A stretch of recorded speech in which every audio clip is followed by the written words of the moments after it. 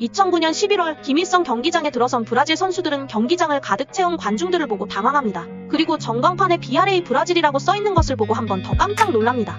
그들은 평생 꿈꿔왔던 브라질 국가 대표가 되었던 것입니다.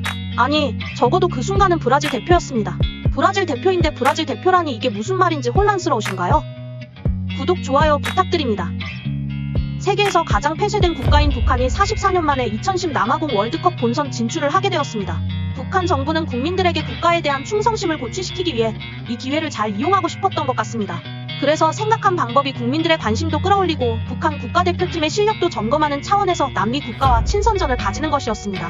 하지만 너무 당연하게도 남미를 비롯해 어떤 나라도 북한에서 열리는 친선 경기에 관심을 가지지 않았습니다. 그때 통일교의 문선명 교주가 해결사를 자청하고 나섰는데요. 그 이유는 문선명은 북한 출생이었기도 하지만 당시 북한 사업 진출에 큰 관심이 있었기 때문입니다.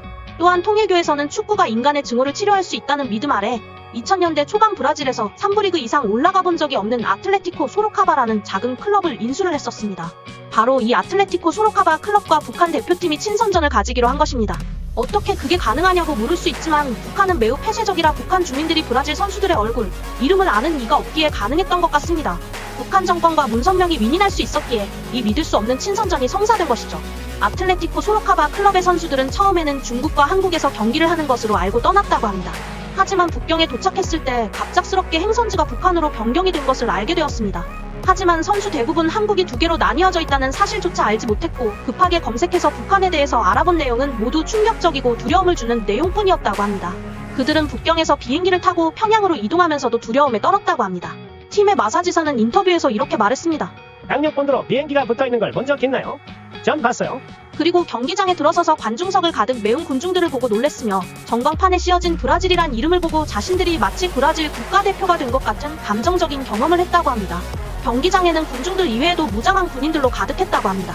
그것을 본 소로카바 선수들은 만약 자신들이 북한 대표팀을 이길 경우 다시 고향의 바다를 볼 수 있을지 걱정이 되었습니다. 그래서 무승부로 끝나면 모두가 행복할 수 있겠다는 생각을 가지게 됩니다. 어떻게 하면 티 안 나게 비길 수 있을까 고민을 했지만 그런 걱정은 할 필요가 없었습니다. 북한의 당시 전력은 아시아에서 월드컵 본선에 진출할 정도였기 때문입니다. 경기는 다행히 1대1 무승부로 마무리되었고 소로카바 선수들은 무사히 고향으로 돌아갈 수 있었다고 합니다.